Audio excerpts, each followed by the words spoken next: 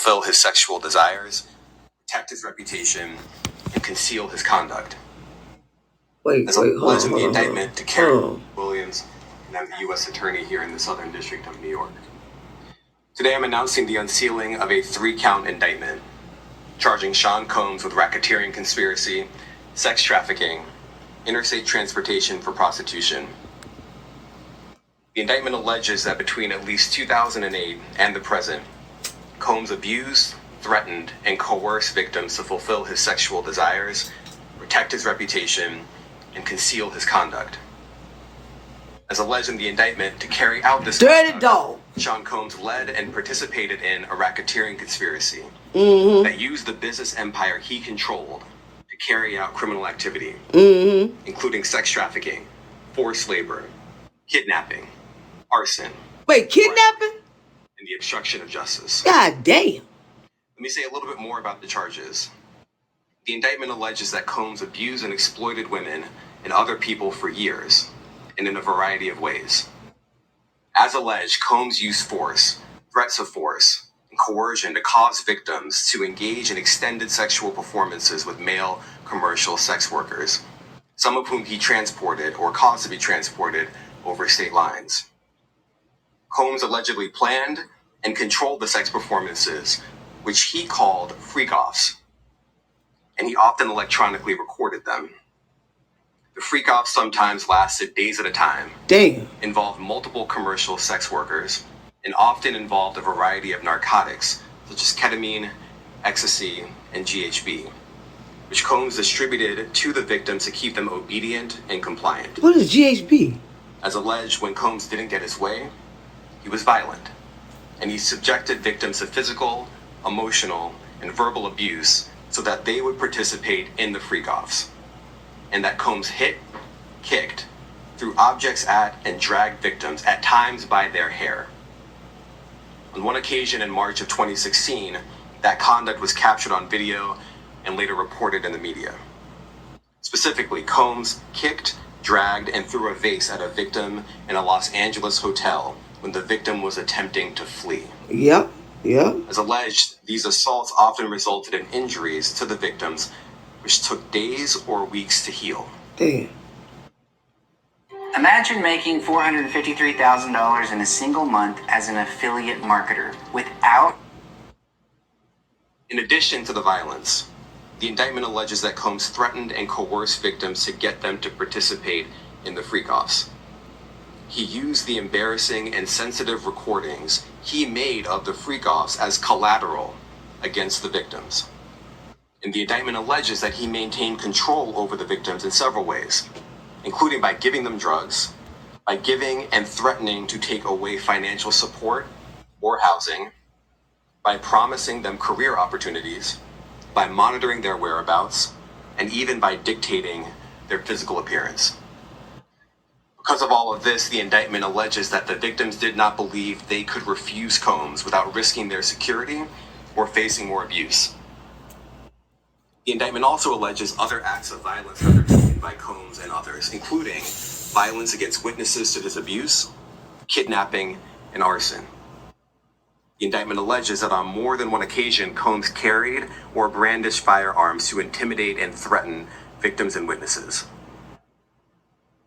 Now, Combs did not do this all on his own. As I mentioned, Combs has been charged with RICO conspiracy. He used his business and employees of that business and other close associates to get his way. Those individuals allegedly included high-ranking supervisors in the business, personal assistants, security staff, and household staff. The indictment alleges that those individuals facilitated the freak-offs. They booked the hotel rooms and stocked them with the supplies, including drugs, baby oil, personal lubricant, extra linens, and lighting. When the hotel rooms got damaged, they helped clean it up. They arranged for victims and commercial sex workers to travel for the freak-offs, and they delivered large quantities of cash to Combs to pay for the commercial sex workers. The indictment also alleges that they helped Combs cover up his crimes. Incident at the LA hotel that I mentioned earlier, a member of the hotel security staff intervened and Combs attempted to bribe the staff member with a stack of cash to make sure that what happened was kept quiet. And as the indictment alleges, in late 2023, after public allegations were made about Combs' crimes, he and others pressured witnesses and victims to stay silent, including by making phone calls to witnesses and victims, giving them a false narrative of what they had experienced. And as alleged, Combs used others to help conceal his abuse by monitoring and preventing victims from leaving a location in order to hide their injuries, or by locating and contacting a victim who had attempted to flee. As part of this investigation, in March of this year, special agents from HSI executed search warrants at Combs' residences in Miami and Los Angeles. They also executed a warrant for Combs' electronic devices. During those searches, agents seized evidence of the crimes charged in this indictment.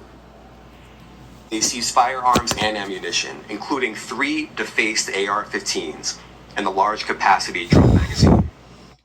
They also seized evidence of the freak-offs, electronic devices that contained images and videos of the freak-offs with multiple victims. And they seized cases and cases of the kinds of personal lubricant and baby oil that Combs' staff allegedly used to stock hotel rooms for the freak-offs. More than 1,000 bottles altogether. What? Here are some of the items that we recovered during the searches. Nasty dog. Just nasty. As you can see here, this is a drum magazine, large capacity, and it contains, I believe, 59 rounds. I mentioned as well, we recovered 3 AR-15s. This is a close-up shot of one of the AR-15s, and you can see right here, the serial number has been thoroughly defaced. Another picture of more ammunition and parts of 2 AR-15s right there. Now, I want to be clear about 2 things. First, this office is determined to investigate and prosecute anyone who engages in sex trafficking, no matter how powerful or wealthy or famous you may be. No one should doubt our commitment on that. A year ago, Sean Combs stood in Times Square and was handed a key to New York City. Today, he's been indicted and will face justice in the Southern District of New York. Second, we are not done. This investigation is ongoing, and I encourage anyone with information about this case to come forward and to do it quickly. Anyone with information can call 1-877-4HSI-TIP. I want to express my deep appreciation for the victims and witnesses who have used their voices and helped bring this criminal conduct to light. We would not be here without them. I also want to thank the dedicated case agents on the HSI Trafficking in Person Squad in New York. They have been with us since day one and have worked tirelessly on this investigation. They will continue to be invaluable partners to us. I also want to thank the incredible agents and analysts from SDNY who have also provided tremendous assistance on this case. I'm deeply grateful for their continued work. And finally, I want to thank the outstanding career prosecutors from SDNY who are handling this case. Meredith Foster, Emily Johnson, Chrissy Slavic, Madison Smizer, and Mitzi Steiner, and their supervisors, Jamie Backleiter and Jacqueline Kelly. They are members of the Civil Rights Unit in our criminal division. We created the Civil Rights Unit when I became U.S. Attorney. I'm deeply proud of their work on this and so many other cases. I'll now take some questions. Eric Katursky, ABC. Damian, thanks. The indictment describes aggressive, open, violent, hedonistic abuse that you say was recurrent and widely known. Why did it take law enforcement so long to intervene? How many women were victimized by Sean Combs, and how many others were involved? That's true. Why it took so Our long? investigation is ongoing. We are committed to bringing justice to everyone who's been victimized by the defendant.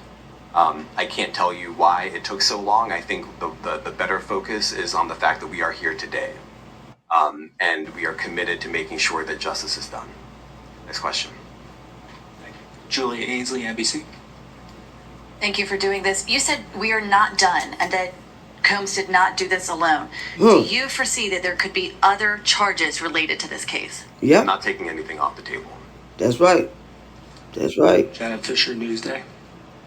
What's the difference between the sex trafficking and promoting travel for the purpose of prostitution?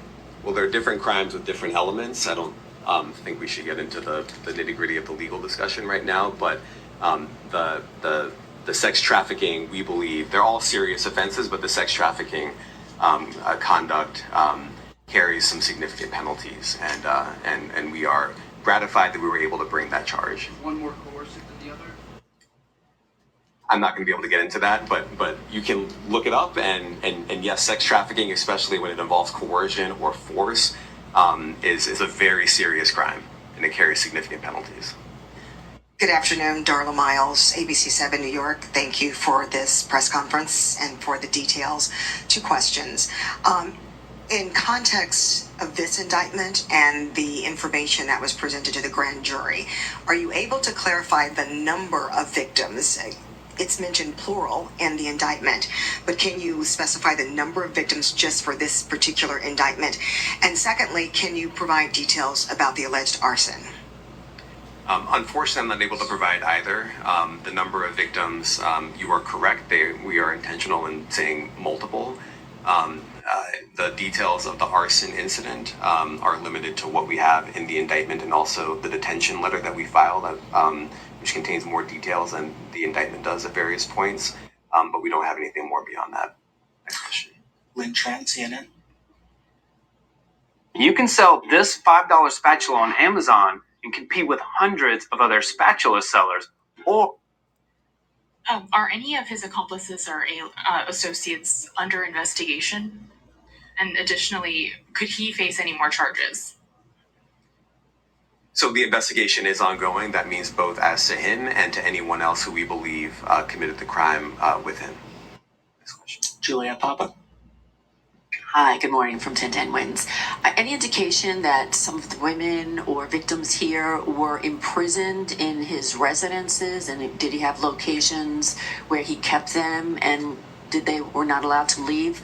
And also, he's indicted here, although there were searches and raids in LA, Miami. Why in New York?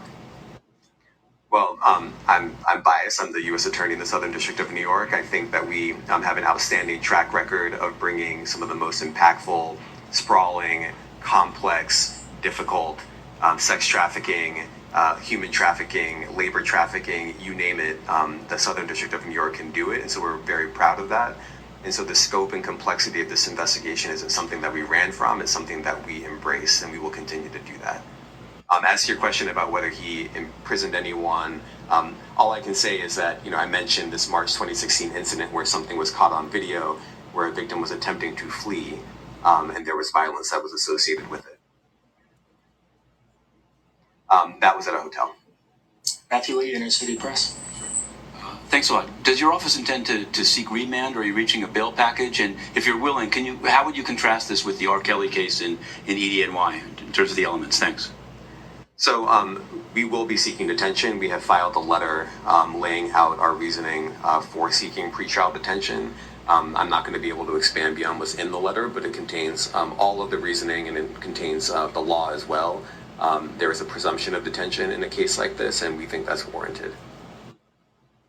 John Anise, New York Daily News. Thank you. I was hoping to get some more detail about the searches of his residence, the guns, the cases of lubricant, and the videos. Where were they found amongst his residence? Were they all scattered around the houses in one place? I kind of wanted to just get a better picture of how that stuff was found. Well, look, I think that some of the details that you're seeking are in the detention letter. So, for instance, some of the AR-15s, 2 of the 3 defaced AR-15s were found in his bedroom closet in Miami, broken down into parts along with magazines with ammunition loaded in them. So some of that detail is in the detention letter. Beyond that, I'm not going to be able to get into where other items were stored. Ben Kochman, Post. Hey, thanks for doing this. Your office was the office that had been prosecuting Jeffrey Epstein before he died in custody. I have not read your detention memo yet. It's the first thing I'm going to do after this ends. But does the memo address or? I just want to say, y'all, thank y'all for joining Ella Gray Being Random podcast. I just want to say they probably need to watch Diddy, because he probably will try to kill himself. So they might need to put him on what is that, suicide watch while he's in jail. But I'm so glad they caught this man. This man is a real monster. And then he have daughters, twin girls. I wonder how he would feel if his daughters was, in trafficking. This is like so sad. Like, this is so sad. This year right here is the year of exposure. That's what I really truly believe, because a lot of people are being exposed. A lot of people are being exposed. And it's so crazy how many people that's attached to this, that's attached to Diddy, that knew and was like participating in all this. Like, man, this is horrible. That man is a real true monster, demon, demonic. Just, I can go on and on and on. But I'm gonna just let y'all listen, because this, oh my goodness gracious. Or is your office concerned with Combs' safety in custody, given what happened with Epstein? Concerned about what? So we are concerned with anyone's safety whenever they are detained prior to trial. I don't know why. Why you be concerned? Safe as well. It's part of the criminal justice system. Keep him safe.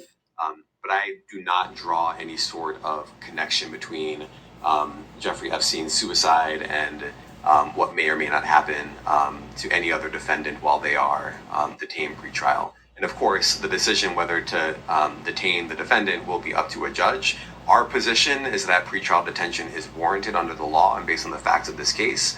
And I'll leave it at that. Are some of the prosecutors on this case some of the same prosecutors that had been handling Matt, or that worked on the Maxwell case? So I'm not going to get into the staffing. I will say that this team, this group of AUSAs, this incredible group has been working on this case around the clock, and they've had their hands full. Next question. Gus Rosendale, NBC News. Good morning, sir. Combs' attorney said that his client has been cooperative with investigators. He said that. Oh, he gonna be telling on everybody. Let me just say this. I think that generally Combs gonna bring some folks down with him, baby. He ain't going down by himself. Cooperative or cooperating has taken on tremendous elasticity and no longer really bears any relation to what the word means when we use it in a very specific context. So responding to lawful process and the like does not qualify as cooperation when we use that term here. Mike Sisak, AP. Thanks. To that end, was there any discussion of Mr. Combs surrendering? I understand he was taken into custody at a hotel in Manhattan last night, and maybe that wasn't the plan. Can you elaborate on how that came about and why that was? I'm not going to be able to get into any sort of operational oh my goodness. details as to how he was taken into custody and when. He is in custody right now. He will be appearing in court later today. Was there any discussion of him surrendering, given they claim he's cooperating? I'm not going to be able to get into law enforcement tactics oh or my operations. Goodness gracious. It just, no, this don't make sense. Why not? Well, I can't get into the charging decision. It is very meaningful to us that weapons were possessed, as we allege in the indictment. Part of the reason why this conduct was so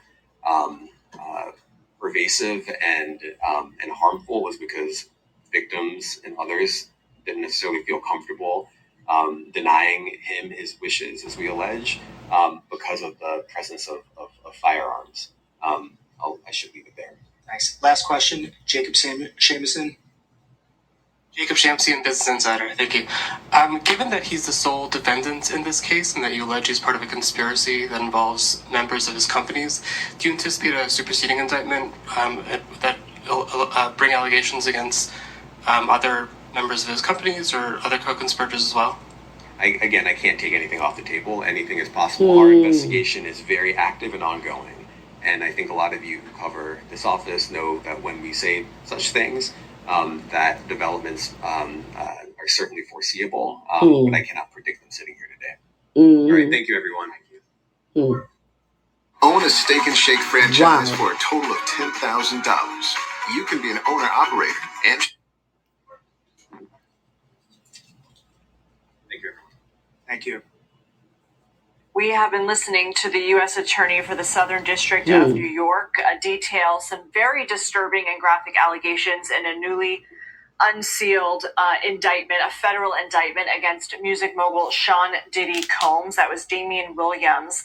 And I want to go ahead and bring in CBS News correspondent Jerika Duncan, who is outside the courthouse. Jerika, what are we learning from this indictment that we didn't already know from many of the civil cases that have been brought against Combs? I understand the difference between civil and criminal. This being criminal. But what revelations have there been in this indictment? Well, there's so much to discuss, for the U.S. Attorney of the Southern District, Damian Williams, to take as many questions as he did and really lay out what he could with this case gives us a better picture into what evidence they also say they have to make these charges. Again, if you're just tuning in, those charges: racketeering, sex trafficking, and transportation to engage in prostitution. He called what Sean Diddy Combs organized a business empire that he said he controlled using kidnapping, bribery, saying that he exploited people, used force, threats. And when you really understand where all of this comes from, you have to go back to the lawsuit, that civil lawsuit that was fired by Combs's longtime ex-girlfriend. Mr. Williams mentioned that video that would later show up after he settled with her in that civil case. Wow. When she was claiming that he sexually assaulted her and beat her. And then we saw evidence of that months later in a 2016 video in a hotel where she is hit, kicked, and dragged. Those are the exact words that he used. And they need to do the same thing to him in jail. Kick, drag him. Something else worth noting, Lindsay, is what he talked about when referencing what they were able to find when searching the home. He said that they searched and seized evidence: 3 defaced AR-15s, evidence of freak-offs. Again, this was a term used in the civil suit, but now talking about it in the criminal form. This man had over 1,000 this is not done. supply of lubrication and baby oil. But today, of course, the focus being on Sean Diddy Combs. God damn. And Jerika, many reporters were quick to ask whether any more charges could be coming, because this indictment says that he did not do this alone. He was essentially enabled by the people around him, the apparatus that he built, according to prosecutors, as part of this criminal enterprise, again, according to the indictment, that essentially enabled this behavior and led to a pattern of coercion and intimidation. Yeah, I mean, he said it again by saying we are not done. He even gave a phone number for people to call if they have any tips, because this is an ongoing investigation, as he said a couple of times. He also talked about other charges not being off the table. One of the first questions, though, I think that many people have had, this is someone who's been so well known, a business entrepreneur, a mogul, for 30 years. And the question was, why did this take so long, and are there any other victims? He would not specify about how many victims there are allegedly, only to say that there's multiple based on that indictment. When it comes to why it took so long, he said the better focus should be that we are here today. I mean, that is the question. He just got the key to New York City in 2023. He was asked to give it back. He did give it back, and yet here we are. Prosecutors saying that this behavior went on for decades. Jerika, we are expecting to learn more from this detention document that Williams kept mentioning, that they will be trying to seek pre-trial detention. What do we know about what that document will contain and when we might get it? So we're working on getting that document right now. What I can tell you is that we're hearing that Combs is expected to appear in court now just after 2:30 this afternoon. So we're, of course, going to keep a close eye on that. As for the pretrial detention, essentially Williams is saying we want him to remain behind bars. We'll look at that document and get back to you. I hope he ain't got no bond. But they obviously feel that he's a threat to the public. When asked about his cooperation, He also mentioned that he said the word cooperating has taken on tremendous elasticity and that responding to the law in their eyes is not necessarily cooperating with authorities. Wow. So we know that he's going to be in custody, but we do know that they're not going to get into, at least Damian Williams saying they're not going to get into the why and when they took him into custody the way that they did as far as that investigation is concerned. But a lot came out of this. Also, I thought worth mentioning, having covered R. Kelly several times in both trials, he said that he was not going to compare or sort of contrast the two. But we do know that Homeland Security Investigations is the same group that really took on a bulk of the responsibility when it came to R. Kelly. Yeah. Same group, again, looking at these That's charges right. that are also similar Get in 'em. nature when you think about sexual That's assault right. and sex trafficking. Jerika Duncan, thank you so much. We'll see you at the top of the hour. And joining me right now is celebrity attorney Chris Melcher. Chris, obviously, we just heard that press conference. We were talking to you on the front end. Did not think that the U.S. attorney was going to get as graphic as he did because this is so disturbing, but he did. The nature of the allegations are disturbing. Your thoughts after that press conference? Well, they certainly took their time, and that was a very well-crafted press conference where they were laying out a little bit more detail than we saw in the charging document. And I do have that detention letter, so that's a letter to the judge saying that Diddy should, or Mr. Combs should remain in custody. That's right. Pending trial. So that's pretty unusual. Because he got enough money to skip state and go where he want to go. He got enough money to change his appearance and everything. $1 million bond to secure Mr. Combs' attendance at trial and also electronic monitoring. The government's saying that's not sufficient. That's not enough money to really dissuade Diddy from fleeing. And more importantly, it's alleged that he is a danger to the community, that he could dissuade witnesses from testifying. So what they're Hey, Lisa, thank you for joining Ella Gray Being Random Podcast. The judge will have to decide that, or magistrate, I should say, will decide that later today. I'm listening to this about this doggone monster. I know everybody been hearing about him. I'm so glad they got him, Lord. Thank you, Heavenly Father. I thank you, Heavenly Father. They got him. They got him. They need to rape him with a broom, a mop when he in while he in jail. They did everything he did to them people. That's what need to happen to him. They need to. I'm talking about. I can say a whole lot. I can't stand him.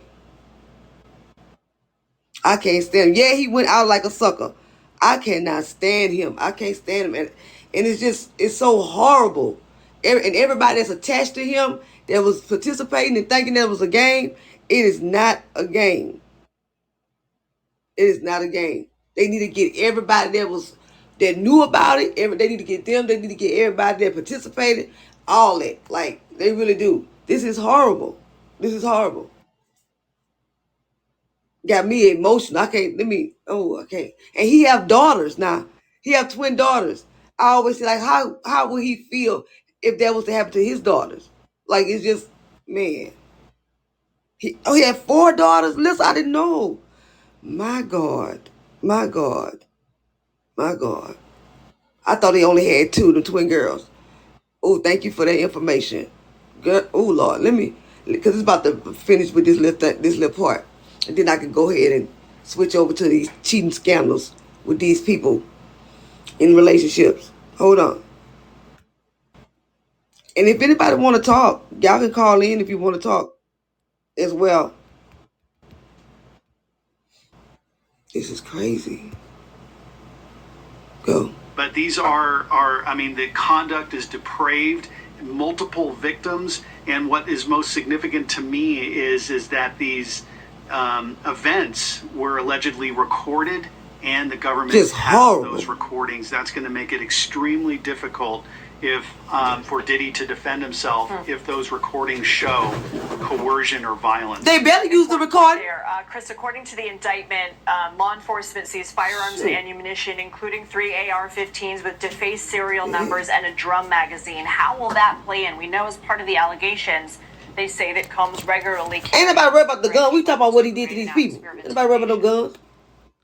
Well, that is part of this allegation that these women unfortunately became part of his orbit because he's famous, and that was his way of kind of preying on these folks. But then when they realized what was going on and wanted to escape, that he used threats and intimidation. And the allegation is weapons were displayed. And so we did see some weapons. Of course, it can be legal to own weapons in the U.S., but these were high-capacity magazines or defaced serial numbers. So depending on where those weapons were possessed, that could make it illegal and kind of demonstrate the intimidation or fear that allegedly was used against these women. We definitely saw that in the Cassie video, the 2016 hotel surveillance video. Yes. And I would note that Diddy initially denied that. He said she was looking for a payday. And what? And then when we saw that video, we know that was untrue. So he is in a very difficult spot. Here's a video of a woman using the Wi-Fi to... Just horrible, bro. This man here is a real true monster. A real true monster. Like,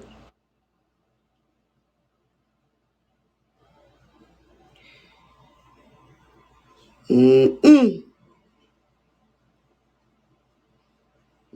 is you? Hold on.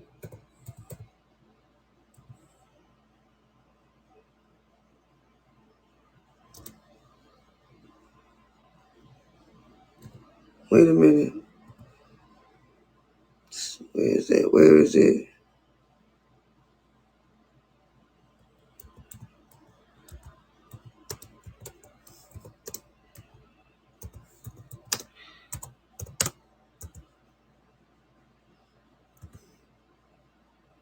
Hold up. Hold on, y'all.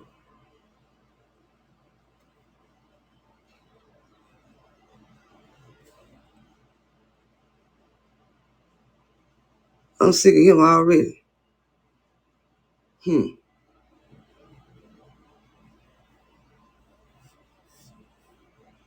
Where is it?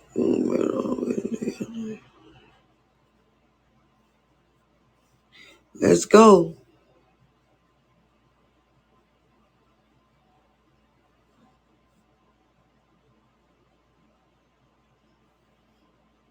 It's a documentary, y'all, of cheaters, housewives, affair with boys next door. Let's listen to this story. This is a documentary.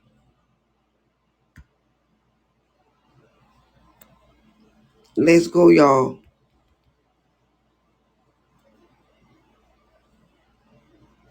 Steady pace, where everyone knows their neighbors and every morning follows a familiar routine. People go about their day without hurry, some rushing to work, children riding their bikes to school, while the older residents walk their dogs along the lake.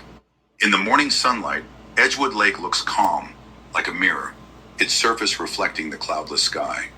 The locals have long grown accustomed to the beauty of the lake, but on this day it will be different from how they've always known it. An elderly couple, Joe and Mary Houston, take their usual walk along the familiar path by the lake.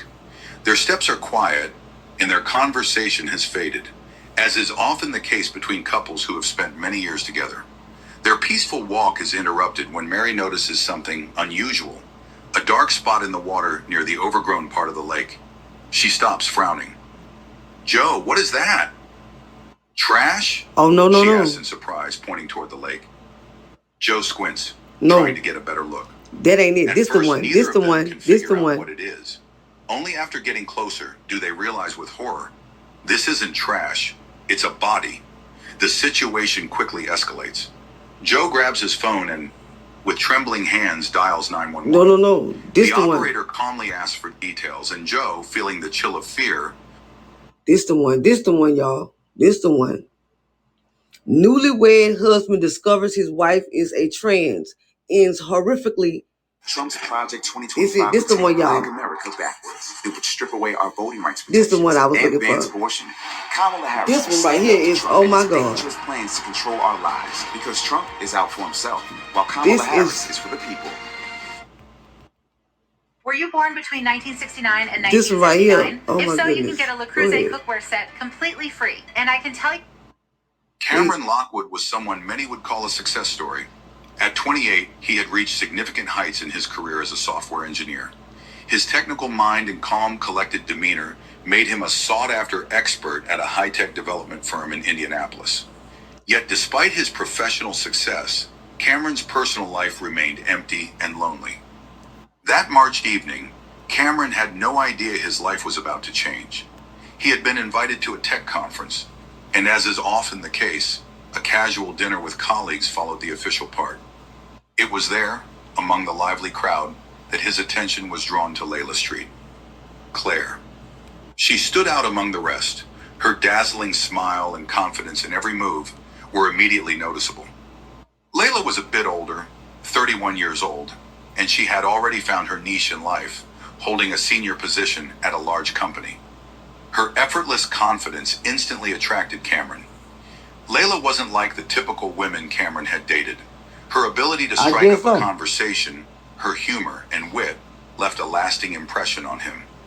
They spent the entire evening together, discussing not only work, but also their dreams and interests. Cameron, usually reserved, found himself talking to Layla as if she were an old friend. She was the first woman with whom he felt a sense of ease and a natural connection. Just a month after they met, Cameron and Layla started dating. Their meetings were filled with excitement, passion, and the sense that they had found something more in each other than just love. Cameron felt that Layla understood him in a way no one else did. They traveled around the Indianapolis area, visited museums and parks, and spent evenings discussing films and books. Layla's inner world was as deep as her outer charm. She could be witty and fun, yet also mysterious and complex.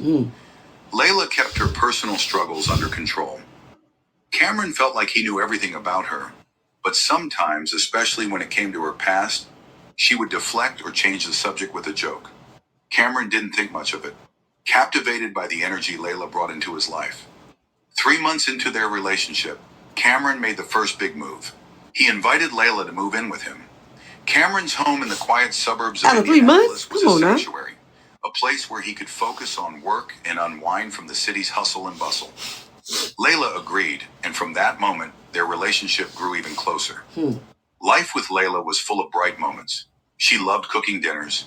They hosted house parties for close friends, and they dreamed about their future together. However, as the wedding approached, Layla's behavior began to change slightly. She became more tense at times, occasionally retreating into herself, though Cameron tried not to notice.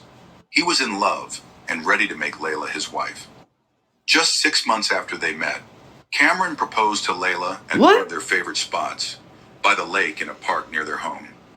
It was a warm evening when Layla, standing under an old oak tree, saw Cameron drop to one knee and pull out a ring. Just 6 months? Layla said yes, her eyes shining with joy.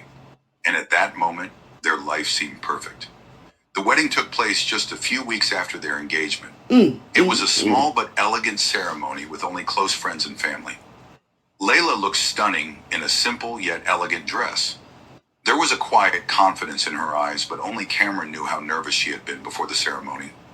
He thought it was just pre-wedding jitters. Life after the wedding seemed like paradise. Their small home was filled with laughter, dreams about the future, and conversations about children. Cameron was at the peak of happiness, feeling every day that he had finally found his true other half. Despite her rare moments of introspection, Layla remained that source of light that had burst into his life just a few months ago. Yet beneath his perfect surface, shadows were lurking that Cameron had yet to see. The summer of 2012 became a turning point for Cameron. Right after the wedding, he noticed changes in Layla's behavior. In the first weeks after the wedding, their life was almost idyllic. Long evenings in their cozy home, talks about the future and dreams. But slowly, he began to notice something strange. Layla often isolated herself, hesitated with her answers, and avoided topics related to her past. When Cameron gently tried to ask about her childhood or past relationships, Layla skillfully changed the subject or smiled it off with a joke. While these moments stirred a slight concern in Cameron, he didn't want to dwell on them, believing that time would reveal everything. One of the first red flags was the phone calls. Throughout the summer, Layla began receiving strange calls on her cell phone. Whenever Cameron was nearby, Layla would fall silent or leave the room, saying it was just work colleagues. Cameron tried not to read too much into it, but noticed that after these He should have read too much into it. Layla would become distant and lost in thought. Her mood could shift suddenly, from cheerful and energetic to withdrawn and quiet. Outwardly, it seemed like typical mood swings, but they happened too frequently to go unnoticed. By mid-July, the situation worsened. Cameron began to notice that Layla was spending more time away from home, sometimes without explanation. She said it was work-related, that she often had to meet with clients or attend projects that required her presence.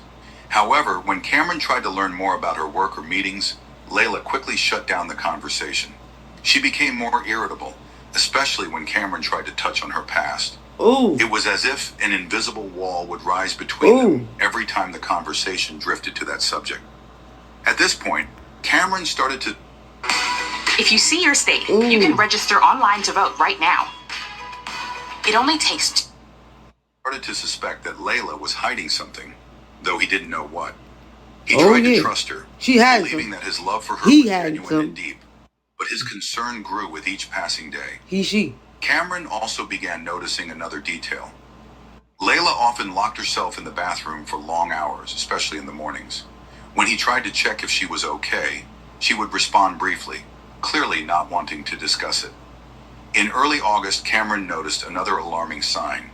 Unfamiliar calls began coming to their home phone. The person on the other end would immediately hang up whenever Cameron answered. But when Layla picked up, she would walk into another room, speaking softly and briefly, as if someone was monitoring her every word. Cameron tried asking her who was calling, but Layla would respond that it was just old friends she didn't want to elaborate on. Meanwhile, Layla was sinking deeper into her inner fears. Memories of the days when she started her journey of transformation kept flashing in her mind. Waves of pain, alienation, and fear returned to her life. As if these experiences were not part of the past, but her present. Layla often thought about the moments when she decided to transition, undergo surgeries, and embrace her true self. These memories haunted her, as the world she had built on love could crumble at any moment if Cameron learned the truth. One night, Layla woke up in a cold sweat, gripped by panic. In her dreams, she had once again seen scenes from her past, the moments before she started her transition, when society didn't accept her and internal fears followed her every step. Waking up, Layla found Cameron peacefully sleeping next to her. She looked at him, knowing his love was real, but she wondered how long would it last if he knew her truth. By the end of the summer, Layla had become even more withdrawn. She tried to maintain the illusion of a normal life for Cameron, but inside, a real battle was raging. At times, she looked at Cameron with sadness, as if saying goodbye to what they had. Her fears intensified, especially when the blackmail from Randall, an old acquaintance, became more aggressive. She tried to deal with it on her own, without involving Cameron, hoping she could solve the issue before her world completely fell apart. Cameron began noticing another change. Layla was avoiding physical intimacy. The passionate and tender moments they once shared became rare. She always found excuses: fatigue, work, stress. This only heightened his concern. Cameron felt that their relationship, once so close and warm, was gradually cooling, though he couldn't understand why. This was the summer when the shadows of Layla's past began to rapidly invade her life, with Randall Smith playing a key role. He was a person she had known much longer than she cared to remember. Their connection started long before her transition, when Layla lived a different life and went by a different name. Randall had been involved in illegal activities, and Layla, under the pressure of circumstances, had been entangled in them. These were dangerous times when every day was filled with fear of exposure and potential consequences. She had thought she left it all behind when she changed her life. However, in August 2012, Randall reappeared in her life, now becoming her worst nightmare. At first, it was phone calls from unknown numbers, which she ignored, hoping he would disappear as suddenly as he had returned. But then, he escalated to personal meetings. One day, Layla received a message with the address of an abandoned cafe on the outskirts of Indianapolis. Under the threat of exposure, Layla saw no choice but to attend the meeting. When Layla arrived at the meeting, her heart was pounding. Deep down, she knew no good would come of it. The abandoned cafe, with its crumbling walls and graffiti-covered surfaces, created a sinister atmosphere. When she entered, Randall was already waiting for her, sitting at one of the old tables, his face hard and his eyes cold with calculation. Layla instantly realized that his plans for her went far beyond simple blackmail. He knew too much about her past, not only about her transition, but also about what they had been involved in together before. "I know you're trying to leave it all behind," Randall said, his voice low and threatening. "But the past isn't something you can just toss away, Layla." He pulled a thin piece of paper from his pocket and carefully placed it on the table in front of Layla. It was a bank statement, and the amount on it made her flinch. $50,000. Damn. Randall was demanding money in exchange for his silence about her past. Layla knew that if he told Cameron, the life she had carefully built would collapse. She could no longer control her fate, and Randall held all the cards in his hands. After the meeting, Layla couldn't find peace. She felt like the world around her was closing in. She had no idea how she could gather such a large sum of money, and she had no desire to deal with Randall again. On the other hand, being exposed threatened to completely destroy her. Not just her marriage, but the social life she had carefully built. Layla began avoiding Cameron even more. She couldn't let him see her fear, her growing anxiety. But at night, her fears became real. She couldn't sleep, tormented by nightmares where Randall destroyed everything she loved. The situation worsened when Randall started showing up near their home. Layla noticed his car parked across the street a couple of times during the week. He didn't ring the doorbell or approach the house, but his presence was terrifying. Layla felt trapped, not knowing what to do. She knew that any move could be fatal, but delaying would only make things worse. Meanwhile, Randall continued to pressure Layla.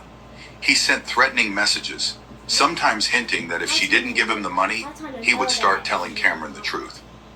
One message was that under the Trump administration, your government will pay for all costs associated. Was particularly chilling. How do you think your husband will react when he finds out who you really were? How long will your perfect life last then? Layla didn't know what to do. She started planning how to get the money to give Randall what he wanted. She had no other solution in mind. She felt completely trapped. By this point, Layla knew she couldn't wait any longer. She managed to gather a small sum, but it was only the beginning. She was haunted by the thought that if Randall found it insufficient, he could demand more, or worse, continue. Hey, Sam, I am. Welcome to Ella Gray Being Random Podcast. Thank you for hanging out with us. These are these cheaters, the cheater stories. Hang tight, hang tight. I got a little some extra stuff. Hang tight. Give me some hearts, y'all. Come on now. To blackmail her, breaking her life apart piece by piece. At one of their dinners, Layla tried to tell Cameron that she was feeling overwhelmed, blaming it on personal issues. Cameron, who had already started noticing strange behavior, offered his support, but Layla couldn't tell him the real reason for her fear. She was afraid that if she revealed the truth, his reaction would be worse than the consequences of Randall's blackmail. The tension kept rising. Layla received another message from Randall, demanding a meeting. He had become more aggressive, and his tone turned menacing. Layla knew she was in danger, emotionally and perhaps physically. She was prepared to meet him again, but this time she knew she had to be cautious. Randall had become too dangerous, and his demands were becoming unbearable. This was the beginning of the end for Layla. By early September, Cameron Lockwood felt as if the ground was slipping out from under him. In the last few weeks, Layla had grown so distant that even her presence in the house felt foreign. Dinners were quiet and tense, and the late-night conversations that used to bring them both joy had become rare. Cameron couldn't shake the feeling that Layla was hiding something, but by now it was more than just strange calls and her absences from home. His suspicions peaked one evening when he came home earlier than usual and saw a dark figure through the window. It was a man standing at the door, Though Cameron couldn't see his face, he felt a cold sweat run down his spine. He knew Layla wasn't expecting him so early. By the time he entered the house, the man was gone. But Layla seemed flustered. She quickly changed the subject, saying it was an old friend. And although Cameron outwardly pretended to believe her, inside he boiled with suspicion. It was Randall.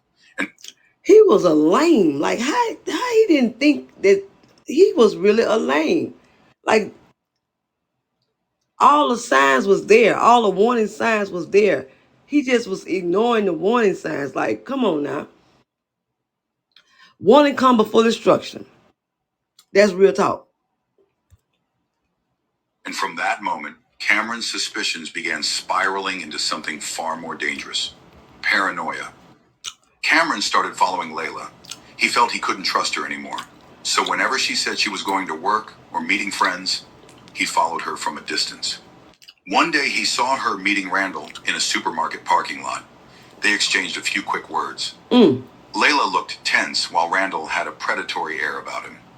Cameron saw her hand Randall an envelope, and his world crumbled. Immediately he concluded that Layla was cheating on him. He didn't know the details, had no solid proof, but the picture had already formed in his mind. That night he couldn't sleep. For the first time in a long while, Cameron allowed himself to drink, hoping the alcohol would dull the pain and suppress the growing suspicions. Nah. But instead, it only intensified his Exactly. That's what it does. Cameron started having nightmares. Every time he closed his eyes, he saw images of Layla leaving him. Her deception, her betrayal with this mysterious man.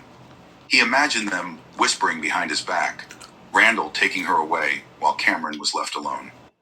These dreams tormented him, and his behavior became more erratic. He began to notice that even during the day, his mind played tricks on him. He saw shadows flickering in the corners of rooms, felt as if someone was watching him. With each passing day, his paranoia grew. Cameron began to suspect that Layla wasn't just cheating on him physically, but was hiding something much deeper. One night, after waking from another nightmare, he suddenly felt that Layla wasn't who she claimed to be. His mind began conjuring terrifying possibilities. Maybe she wasn't the woman he thought she was. Maybe her past was connected to something darker than he had ever imagined. By mid-September, Cameron had reached his breaking point. One evening, he sat in the kitchen, waiting for Layla to return home. In his hands was her phone, which she had accidentally left behind. Cameron had never violated her privacy before, but now he couldn't resist. A battle waged in his mind. He didn't want to do this, but fear and anger won out. His hands shook as he opened the message log. There were a few messages from Randall, most of them deleted, but one remained. We need to talk about the next payment. Cameron felt his heart tighten. This confirmed his worst fears. Layla was involved in something secretive, and she was likely using their money for something illegal. A thought flashed through his mind that maybe Layla was tied to some kind of criminal activity. This added a new level of fear. What if she had put not only their marriage, but his safety at risk? That night, Cameron barely slept. He was losing touch with reality, increasingly unsure of where the truth ended and his own fantasies began. He began to feel like Layla was watching him when she thought he wasn't looking. Her movements seemed more secretive, her gaze cold and distant. Every time she left the house, Cameron became obsessed with the idea that she was meeting Randall. His actions became more impulsive as he tried to regain control.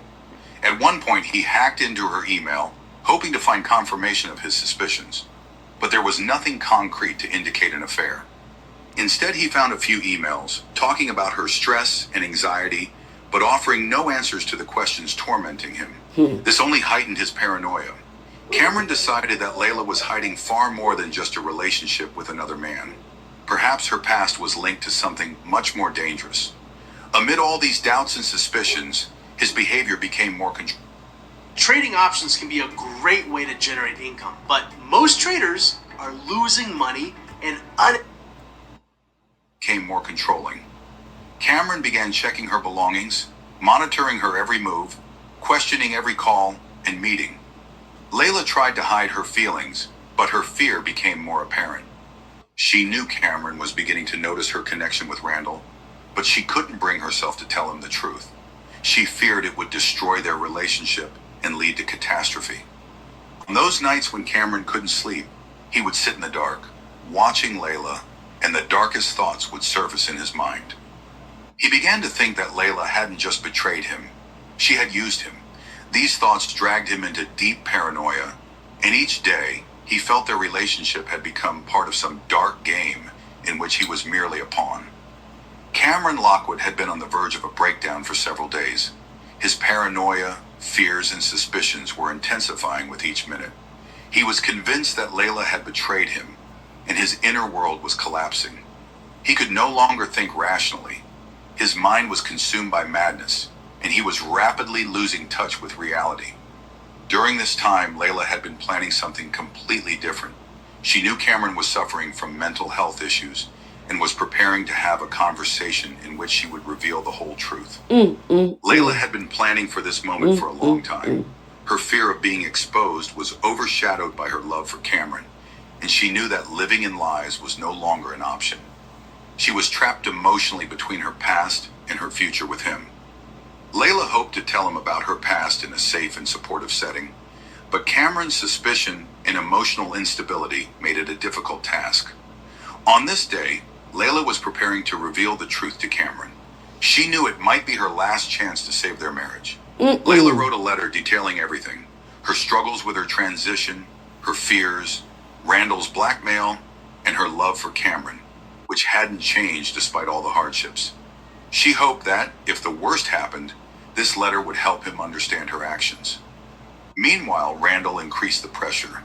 He knew Layla was preparing for something important and couldn't let her expose everything. Randall feared that the truth about his role in her past would surface and not only ruin her life, but jeopardize his own safety. That's why he decided Layla had to disappear. The idea of faking her death came to him suddenly. Randall saw that Layla could no longer control the situation with Cameron and realized that her disappearance was the only way to protect both her and himself. Cameron came home late that evening after a stressful day at work. The house was dark and something felt wrong. He called out for Layla, but there was nothing in response but eerie silence. His heart began to race as he climbed the stairs and entered the bedroom. There on the floor, he saw Layla's body, motionless, and something that looked like blood surrounded her head. At that moment, Cameron felt his world completely collapse. His worst nightmare had come true. He rushed to her body, desperately trying to wake her, but Layla showed no signs of life. His screams echoed through the house. Cameron began to panic, unsure of what to do. His mind was consumed by panic and guilt. He couldn't believe this was really happening. What he didn't know was that this was all part of a carefully planned scheme. While Cameron was sinking into despair, Randall was in action. The plan was simple yet devious. He staged Layla's death to help her disappear from Cameron's life and escape the looming blackmail. Randall had been developing this plan for a long time, knowing it was the only way for Layla to escape all her problems. He used red liquid to create the illusion of a violent death and smuggled Layla out of the house while Cameron was at work. Layla agreed to this risky move. She realized that life with Cameron was no longer possible. His paranoia and mental instability had made her existence dangerous. But she also understood that if she didn't disappear now, Randall would continue to blackmail her and her life would crumble. After several days of chaos, the police were called to the scene and Layla was officially declared missing. Cameron became the prime suspect. The police found his traces at the murder scene, but there was no concrete evidence linking him to her death. Randall's contradictory statements, followed by his sudden disappearance, only made the case more confusing. A theory emerged that Cameron might have struck Layla fatally in a fit of rage, though the evidence was inconclusive. However, it appeared as though Layla was truly dead, and Randall used this as a cover for her escape. Cameron was arrested. He was charged with murder, even though he remembered nothing. His mind was completely broken. Deep down, he believed Layla was dead and considered himself guilty. His condition worsened with each passing day, filled with nightmares and hallucinations. He was convinced he had killed his wife in a fit of rage, though deep down he still hoped it had all been a vision. He couldn't understand how everything had fallen apart so quickly. The letter Layla had written was never found. It disappeared along with her, leaving Cameron without a chance to know the full truth. Layla, now under a new name and living in another country, began her life anew. She knew she had left behind ruined lives, but believed it was the only way to survive. Randall had helped her disappear, though now she could trust no one, not even him. The end of this story leaves many questions. Is Layla truly alive, or was this a carefully planned murder? Cameron remained in prison, tormented by guilt, but left without clear answers. After Layla's presumed death and Cameron's arrest, he was sent to prison, but his mental state was deteriorating rapidly. Trump's Project 2025 agenda will give him unchecked political power with no guardrails, and it would take Black America backwards. Each day, he lost more and more connection with reality. In his cell while awaiting trial, reality and fantasy began to merge into one nightmarish chaos. Cameron no longer knew what to trust, and every detail of his life now seemed to him distorted, seen through a twisted lens. By early November, Cameron started noticing strange things around him. He heard voices at night, as if someone was whispering his name. Each time he woke up from these sounds, he was sure he saw Layla's silhouette in the corner of the room. Her face looked the same as before, but something in her eyes filled him with fear. These weren't just visions. Cameron began to believe Layla was somehow still alive and watching him. Every night she appeared in his dreams, standing next to the bed without saying a word.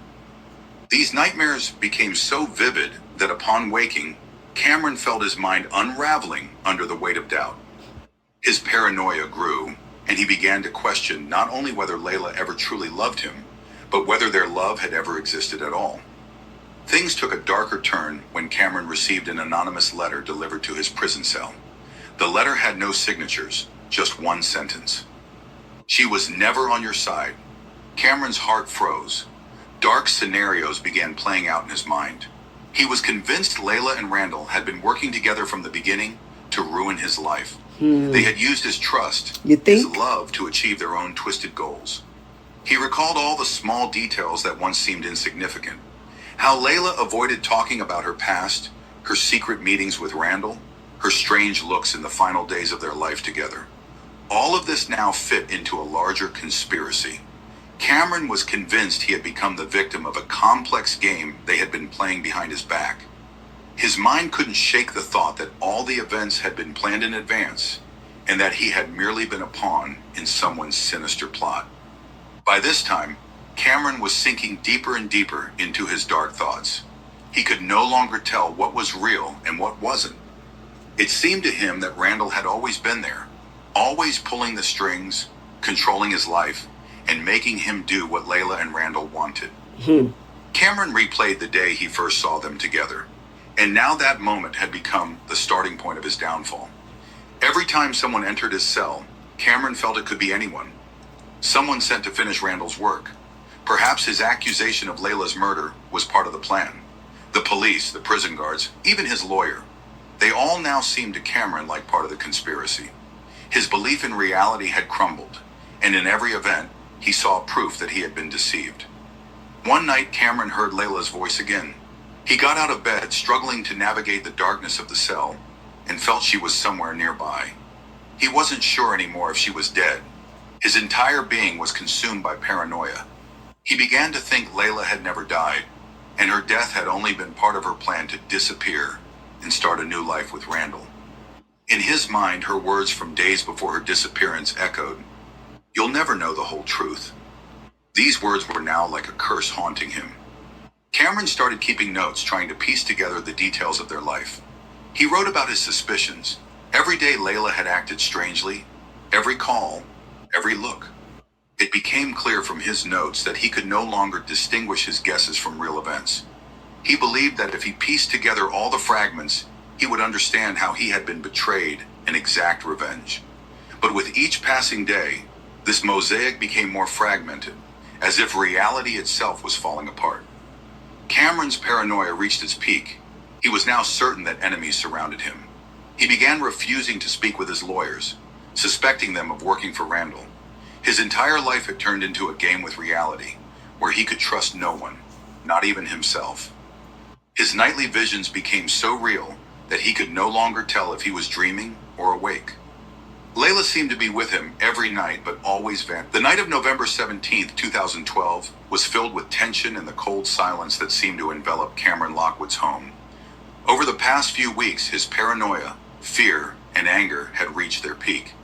He could no longer ignore Layla's strange calls, her secrecy, her meetings with Randall, and the constant nightmarish visions. It all seemed part of an evil conspiracy, deliberately designed to destroy his life. Cameron had been waiting for this evening, knowing that everything was heading toward a final showdown. That day, Layla had come home earlier than usual. She looked tired and defeated, as though an unsolvable battle was raging inside her. Cameron, distant and withdrawn, didn't take his eyes off her. To him, it seemed like every move she made was part of a well-thought-out plan. He noticed her frequently checking the time and glancing out the window as though expecting someone. This only fueled his suspicions, and in his mind, all thoughts narrowed down to one. She was waiting for Randall. Around 10 p.m., Cameron heard the sound of a car outside the window. It was exactly what he had feared. Randall had arrived at their home. At that moment, everything inside Cameron ignited with rage. He knew he couldn't take it any longer. His mind was flooded with images of betrayal he had constructed, and they pushed him to act. Randall calmly stepped out of the car, looking around cautiously. Cameron watched him from the bedroom window. He saw Layla open the door and whisper something, her face pale. That was the final straw for Cameron. He was convinced that their meeting was part of a conspiracy to destroy him once and for all. In his mind, Randall and Layla were now allies, working together to ruin his life. Let this soft mineral melt in your mouth to rebuild your gums and teeth and never need a dentist again. Did you know there is a natural... When Randall stepped into the house, Cameron was already standing at the threshold of the living room, his gaze filled with rage. He slowly approached Layla and Randall, never taking his eyes off them. Layla sensed something was wrong, and her heart sank. She knew this was a moment of truth, but she had no idea how far things had gone in her husband's mind. You knew from the beginning, Cameron said, his voice quiet but full of hatred. You both planned this? Layla looked at him in confusion, her eyes filled with fear. She tried to explain, but Cameron interrupted her, not giving her a chance to speak. It was all a lie. Our whole life, a deception. You were always with him, and I... His voice trembled with fury. I was just a pawn in your game. At that moment, Layla realized she could no longer hide the truth. She took a deep breath and, gathering all her courage, finally spoke. Cameron, I should have told you everything earlier, she began, her voice trembling with emotion.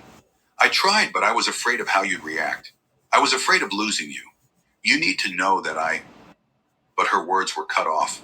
Cameron could no longer hold back. All he heard wasn't an apology or an explanation, but another confirmation that Layla had betrayed him. His mind, distorted by paranoia, turned this moment into the climax of the conspiracy they had been weaving against him. He felt his anger engulf him completely, and in a fit of rage, he lunged at Layla. Randall tried to intervene. He grabbed Cameron by the shoulder, trying to hold him back, but it only fueled Cameron's fury. Cameron shoved Randall with such force that he nearly fell.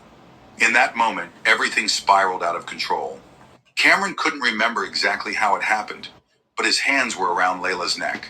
Her eyes widened in terror as she realized he had lost control of himself. You've ruined everything, Cameron whispered, his voice filled with madness and pain. You've destroyed it all. Layla tried to break free, but his grip was too strong. In her final moments, she whispered, I wanted to help. But her words faded, and her body went limp in Cameron's hands. Randall finally managed to intervene, but it was too late. Layla lay on the floor, lifeless. Cameron, as if coming out of a trance, looked at his hands, at Layla, and then at Randall. His mind was blank. He couldn't comprehend what he had just done. What have you done? Randall shouted, his voice filled with horror and shock. Cameron, without saying a word, slowly stepped away from Layla's body. In his mind, everything was a blur. Love, hatred, betrayal, and fear. That night for Cameron Lockwood was like a fog.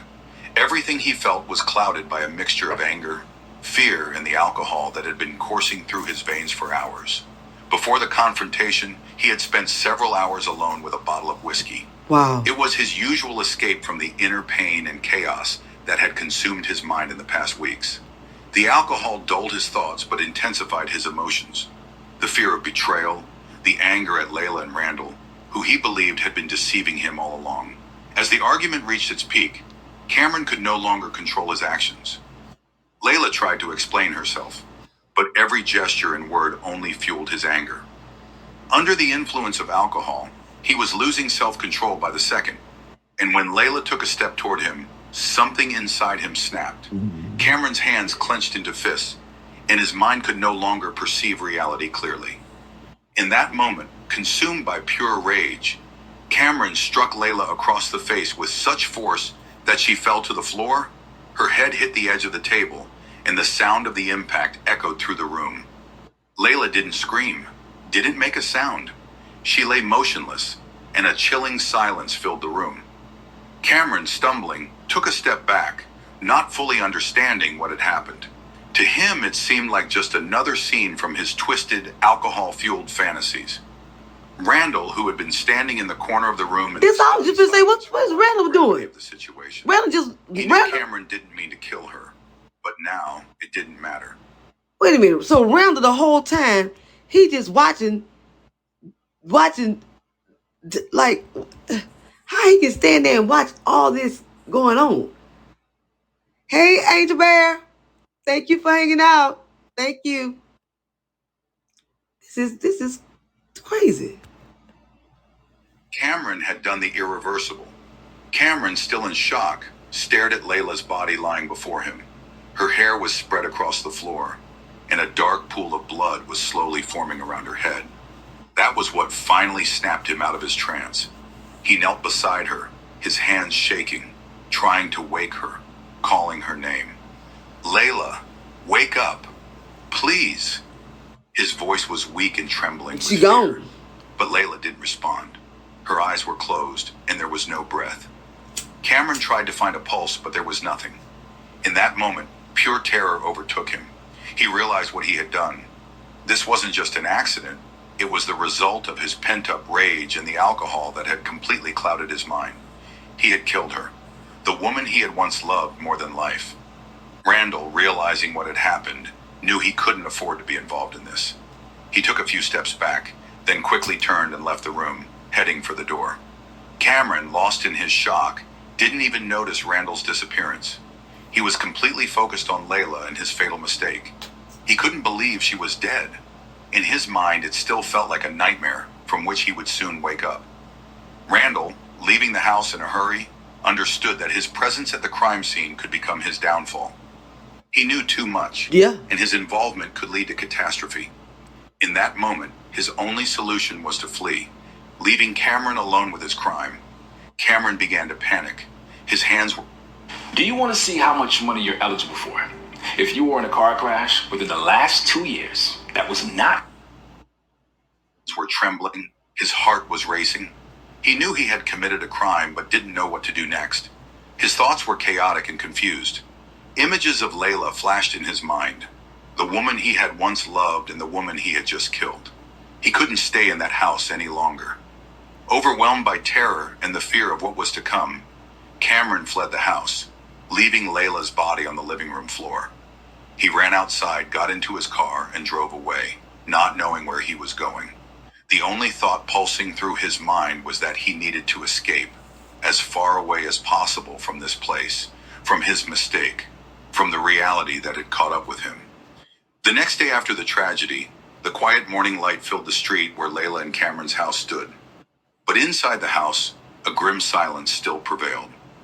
No one noticed that something was wrong until their neighbor, Joseph Harrison, an elderly man who lived across the street, sensed something was off. The Lockwood house had always been lively. Cameron's car was often parked out front, and Layla was always on the move, leaving for errands or meeting with someone. But that morning, everything seemed strangely still. Joseph decided to take a closer look. He noticed that the front door was slightly ajar, which was completely out of character for Layla. Joseph called out several times, but there was no response. A growing sense of unease took over him, and with shaking hands, he reached for the phone to call the police. When the police arrived at the scene, they immediately felt that something was wrong. There were muddy footprints on the porch, as if someone had rushed out in a hurry. When the officers entered the house, they were met with a horrifying sight. Layla lay in the living room, her body still, and the blood around her head had already dried. One of the officers, visibly shaken, quickly called for investigators. The investigation began.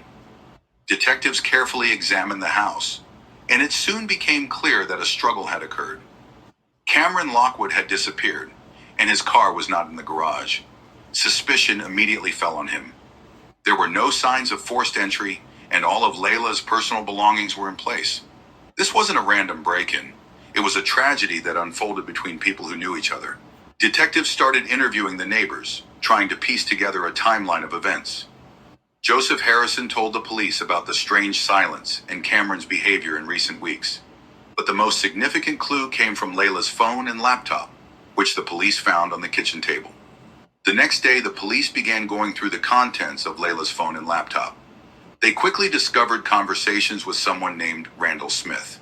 These messages not only revealed Layla's fears about her past, but also her deep anxiety regarding Cameron. The messages were filled with tension and fear, as if Layla was on the verge of being exposed. The officers read how Layla had told Randall about her intention to finally tell Cameron the truth, but she was terrified it could end in disaster. These messages became key to the investigation, and the police immediately began searching for Randall Smith. They were concerned that Randall had also disappeared and remained unreachable, further fueling suspicion that he was somehow involved. By this time, Cameron had been on the run for 3 days. He left Indianapolis immediately after the tragedy, heading west, trying to hide. His mind was in turmoil, guilt, fear of punishment, and inner conflict. He couldn't believe he had killed his wife. Images of Layla standing before him, with the same expression he had seen at the moment of her death, kept flashing in his mind. It seemed to him that her voice still haunted him. Cameron lived in fear and barely ate, moving from place to place, staying in cheap motels. However, the guilt and panic wouldn't let him go. Every night he woke up in a cold sweat, seeing her face before him. He couldn't run any longer, but he was terrified of what awaited him if he surrendered. The Indianapolis police intensified their search for Cameron. He was declared a fugitive nationwide, and his photos appeared in the news. However, he remained elusive, moving through small towns, trying to stay out of sight. But his condition worsened, and he knew he couldn't last much longer. Meanwhile, investigators continued to explore the connections between Layla, Cameron, and Randall. Everything pointed to Randall as a key figure in Layla's life, but his role in the tragedy remained a mystery. The police couldn't determine whether he was an accomplice or just a witness. With each new discovery, the story became darker. Unable to bear the pressure any longer, Cameron finally made a decision. He knew he couldn't hide forever. The guilt over the murder weighed too heavily on him, and he couldn't live with it any longer. On the morning of November 24th, Cameron walked into a police station in a small town on the West Coast and turned himself in. His face was pale, his eyes hollow. He offered no resistance when they arrested him. "I killed her," he whispered, as they led him to the interrogation room. Wow. Those words sounded like a final judgment for Cameron. In June 2013, the case of Cameron Lockwood dominated headlines across the country. Following his confession to Layla's murder, the trial was anticipated with intense media attention, drawing the public's eye and the LGBTQ+ community's focus. This wasn't just a trial for a murderer. It was a case that touched on betrayal, love, personal identity, and the right to one's truth. Cameron, who had sunk into a deep depression after his arrest, claimed he had acted in a fit of passion. His lawyers built their defense around the argument that he had been unable to cope with the shock of Here's how these high-tech shoes are helping to relieve lower back pain, knee pain, and even improve your posture. The unique design... Layla's sudden revelation about her past, which he perceived as a betrayal. According to the defense, Cameron was on the verge of a mental breakdown when he discovered the truth, and his actions that fateful night were driven by emotional turmoil. On the day of the trial's opening, Reporters, journalists, and activists filled the courtroom, eager to witness the proceedings. The prosecution quickly presented its case. They argued that the murder was premeditated and brutal. The prosecutor claimed that Cameron had been aware for weeks that Layla was hiding something, and his anger had been building. They argued that Cameron acted not in a moment of passion, but in a state of controlled rage that finally erupted during their last confrontation. The prosecution's main argument was that Cameron didn't immediately grasp the severity of the situation after the blow. They used his flight from the scene as evidence that he consciously chose not to seek help, but to flee, indicating intent. The lead investigator presented all the evidence gathered from the house. Layla's messages with Randall, signs of a struggle, and the blood on the living room floor, along with witness testimonies that placed Cameron leaving the house on the night of the murder. The trial also brought to light one of the most painful issues for the LGBTQ+ community, the right to privacy around one's identity and the battle against prejudice. Wait. Layla's story, her fight for the right to be herself, became a central topic in the media. Journalists delved into her life before she met Cameron, her transition, and her fear that revealing the truth would shatter her new life. These articles sparked a wide range of reactions in society. Some supported Layla's right to keep her past private, while others argued that such secrets should not exist in a marriage. Public reaction to the case became another point of tension in court. Prosecutors emphasized that Layla wasn't simply a victim of deceit, but someone trying to protect her identity and life. From their perspective, Layla's fear of Cameron's reaction was well-founded. He had shown signs of instability and aggression, which ultimately led to her tragic death. Witness testimonies played a key role in the trial. The prosecution brought in psychological experts who explained that Cameron's actions couldn't be explained by a temporary emotional breakdown alone. According to the psychologists, he had exhibited deep-seated paranoia and aggression that surfaced long before the tragedy. They presented Cameron's messages to a friend, where he expressed feelings of betrayal and humiliation. Meanwhile, the defense argued that Layla had knowingly hidden her truth, provoking Cameron's uncontrolled reaction. Cameron's attorneys called on experts who spoke about his emotional state in the months leading up to the murder. They claimed that Layla had played on his fears and insecurities, slowly pushing him toward a mental collapse. The tension in the courtroom reached its peak when a recording of Layla's conversations with Randall was played, revealing her anxiety and fear. In one message, Layla confided in Randall that she was still terrified of Cameron's reaction and didn't know how to tell him the truth. This message became her final cry for help, one that went unheard until the tragedy. The prosecution used this to argue that Layla wasn't a manipulator, but simply a woman trying to find a way out of a difficult situation. Psychologists called by the prosecution explained that Layla feared the stigma and judgment that could follow if her transgender status were revealed. What? By the end of December 2013, Cameron Lockwood's trial was coming to a close. For months, the public had followed the high-profile case, and each new twist triggered widespread media discussions. But the moment finally came when the judge was to deliver the verdict. The courtroom was packed with reporters, activists, and the families of both Cameron and Layla. The atmosphere was tense. Cameron looked exhausted, his face pale, his eyes cast downward. Everyone awaited the decision that would determine his fate. The judge announced the verdict. Cameron was found guilty of involuntary manslaughter. The defense had succeeded in avoiding a conviction for premeditated murder, which resulted in a more lenient sentence. However, no explanation could bring Layla back, and her family was still grieving the loss of their beloved. Cameron was sentenced to 15 years in prison, with the possibility of parole after 10 years for good behavior. The sentence was both harsh and lenient for a man who, in a moment of rage, had made a fatal mistake. Following the sentencing, Layla's family began work on creating a foundation in her honor. Wow. Their grief turned into activism. They dedicated their efforts to fighting for the rights of transgender people. Transgender? The Layla Street Claire Foundation became a platform for providing support and aid to transgender individuals facing discrimination and violence. Wait a minute, y'all. So she was a transgender and didn't tell him. That's why That's why she was locked in the bathroom every time she went to go take a bath and didn't want him to really touch on her. She was being deceitful. Layla's family ensured that her name would become a symbol of the fight for rights and freedom of identity.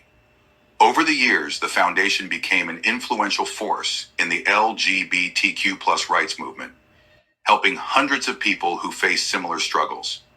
Layla, who had once feared telling her story, became a symbol for those forced to hide their true selves out of fear of judgment. Randall Smith, the mysterious figure from Layla's past, had disappeared completely by this time. But that's wrong. She never told the man that she was transgender. So that she was wrong for that.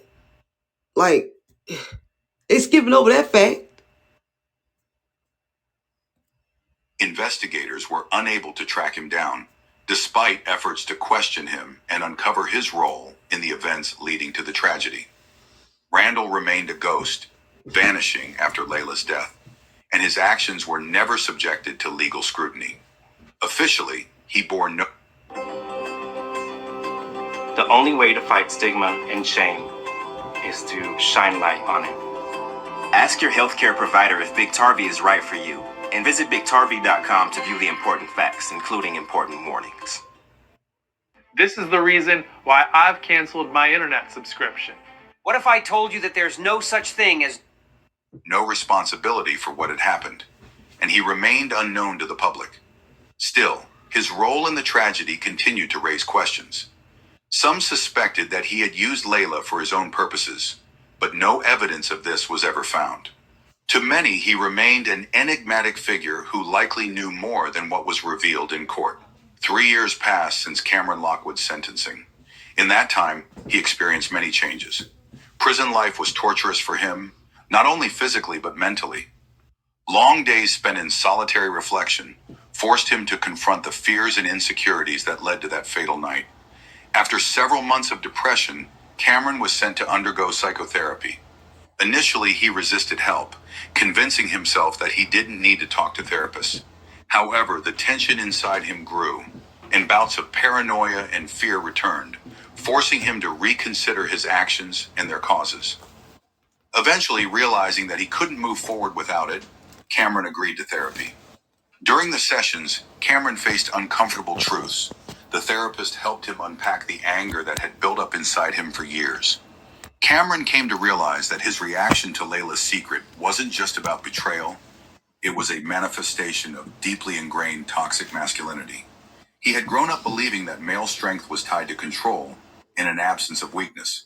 Any deviation from this was seen as a threat to his status and identity. Layla's secret had shattered his worldview, but through therapy, Cameron began to understand that it wasn't just about Layla. It was also about his inability to accept things that fell outside of his narrow understanding of normal. He realized that his reaction to her past was driven not by the truth itself, but by his fear of being betrayed, losing control, and becoming vulnerable. With each year, Cameron delved deeper into how his own issues led to the tragedy. As he reflected, he recalled moments from their life together, times when Layla had tried to explain or hint that she had a past she feared revealing. He began to understand that his inability to listen to her or accept her for who she was had been the real cause of their broken relationship. Cameron sought to come to terms with himself, recognizing that his guilt lay not just in the act of killing, but in his failure to support Layla when she needed acceptance the most. By this time, Cameron had become a different person. Therapy gave him the tools to view his life from a new perspective. He started participating in prison mental health support programs and even helped other inmates struggling with anger and inner conflict. He managed to express his regrets in letters to Layla's family, though he never received a response. Meanwhile, Layla's family continued their work with the LGBTQ+ community through the foundation named in her honor.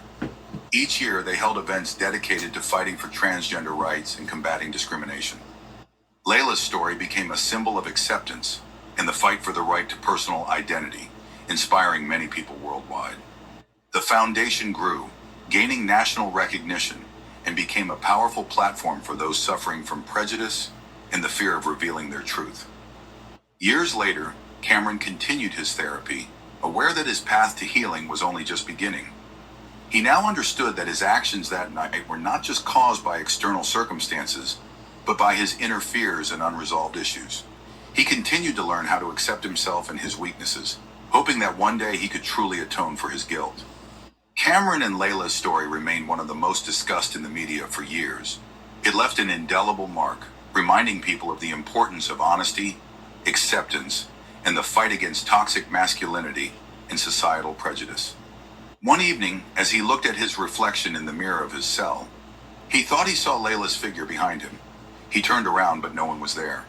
This scene repeated itself over and over, convincing him that Layla was watching him from the shadows. His mind told him she was close, waiting for the moment to destroy him completely. By late November, Cameron had completely lost touch with reality. He no longer trusted his own mind, but was sure of one thing. Layla and Randall had been playing him from the start. Their relationship was a lie, their marriage a facade, and his life part of the intricate game they had played behind his back. In his mind, there was no doubt. He was the victim, used and betrayed. And now, with everything laid bare, he realized he had only been a pawn in their cruel game. The psychologist working with him in prison tried to understand the depth of his mental breakdown, but Cameron had shut himself off. He could no longer trust anyone and believed the truth was buried too deep. Boy. Wow. Look at this one. Teenage boy's secret affair with 3 older women now. Teenagers now. September 12th, 2014, 7:45 a.m. Interesting. In Fontana, California, a distress call rang out at the local police department. The operator received an emergency call from an employee at Fitness Prime, a gym located on the outskirts of the city near a quiet residential area. The caller, in a panic, reported finding a dead person in the weight room. Within minutes, the first team of police officers arrived at the scene. The officers entered the gym through the back door, which was found unlocked. On the floor, amidst scattered dumbbells and weight equipment, lay the body of a young man. His face was hidden by the hood of a gray sweatshirt, and his head was positioned at an unnatural angle. Blood was splattered on the floor near one of the heavy dumbbells, which appeared to have been dropped hastily. Gym equipment was scattered around him, giving the impression that he may have been injured while exercising. Paramedics on the scene confirmed the death of 18-year-old fitness instructor George Bennett, who had been a regular employee at the gym for the past few months. Initially, it seemed like a typical accident. A weight may have fallen and caused a fatal head injury. However, the initial examination of the body raised questions for the investigators. While most of the injuries appeared accidental, the direction of the blow to his head suggested something more than just a workout mishap. The crime scene documentation process began. Photographers meticulously captured every angle. Hi. Hold on. My phone. Okay. Hi, the truth. And I think it's Primedona? Primedona? I'm just going to say P. We're going to say P. I can't pronounce it right. Thank y'all for coming and hanging out with Ella Gray Being Random Podcast. I like these true crime stories. I don't know how many people do. I love true crime stories. This one right here is about teenage boys' secret affair with older women. Listen, y'all. Angle of the gym, recording bloodstains and the position of the body.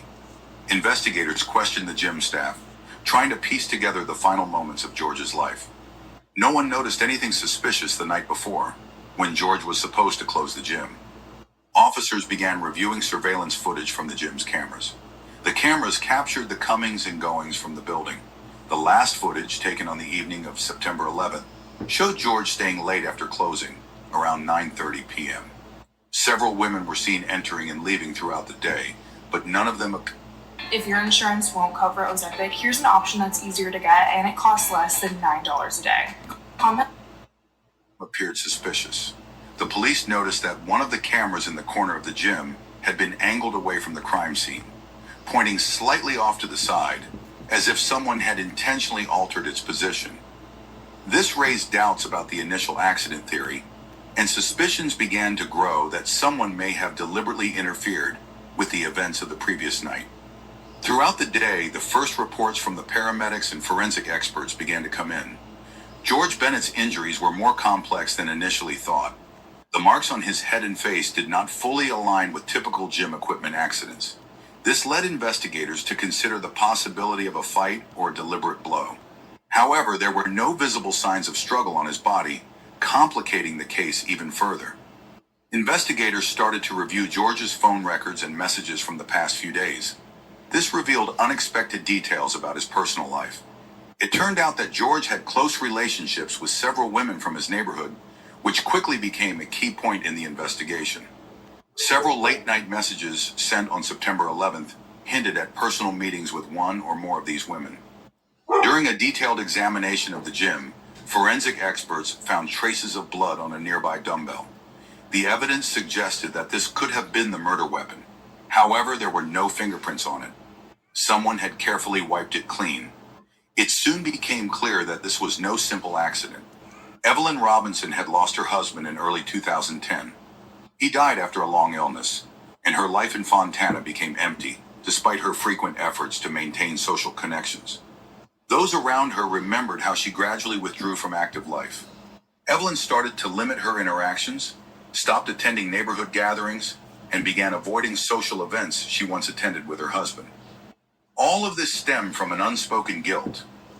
Evelyn always felt she hadn't supported her husband enough in his final years. Her loneliness became an insurmountable barrier she couldn't cope with.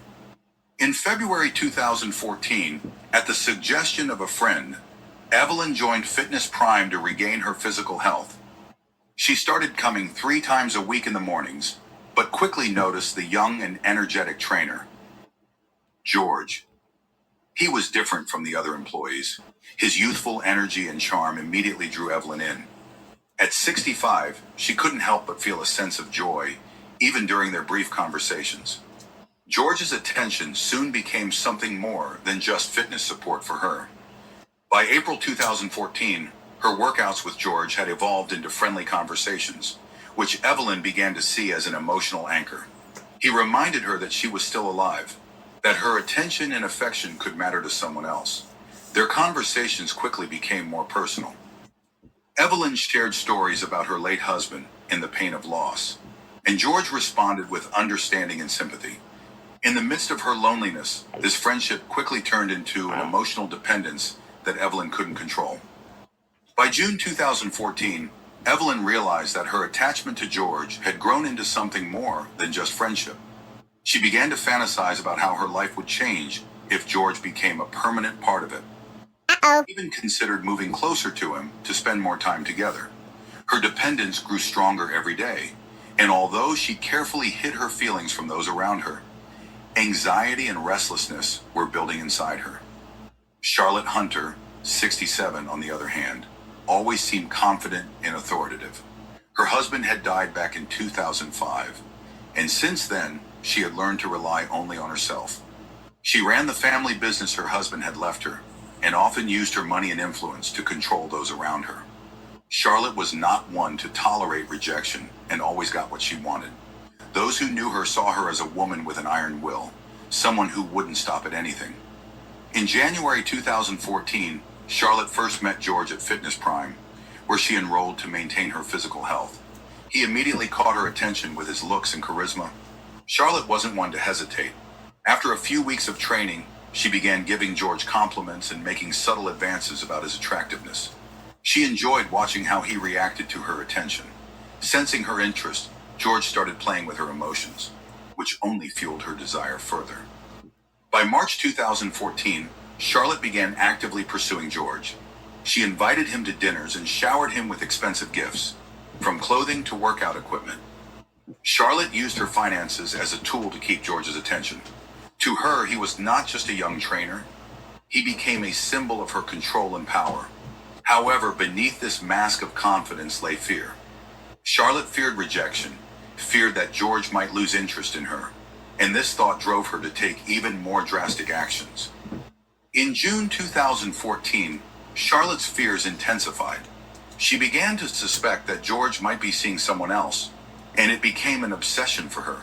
Charlotte tried to surround him with attention and material gifts to ensure she had control over him. Her persistence began turning into aggression, and she did everything to keep George by her side. Vivian Hall, 62 years old. Vivian was a completely different woman. She had recently divorced after 30 years of marriage. Her husband had been emotionally distant for the last few years of their relationship, leaving Vivian in a state of deep loneliness. She felt unwanted and disappointed. Vivian turned to fitness as a way to rebuild not just her body, but also her emotional well-being. In March 2014, she started going to the gym, where George became her trainer. Unlike Charlotte, I want to buy your house. I can pay you cash for your house, no matter what condition it's in. Vivian was very cautious and quiet. George was attentive and caring, and his attention became a lifeline for Vivian. She never thought she could attract a younger man like him, but with each conversation, her attachment to him grew stronger. Their money. By May 2014, Vivian found solace in George's company. She cherished their quiet, private meetings at the gym when everyone else had left. George became her only source of happiness, and she was willing to do anything to keep his attention.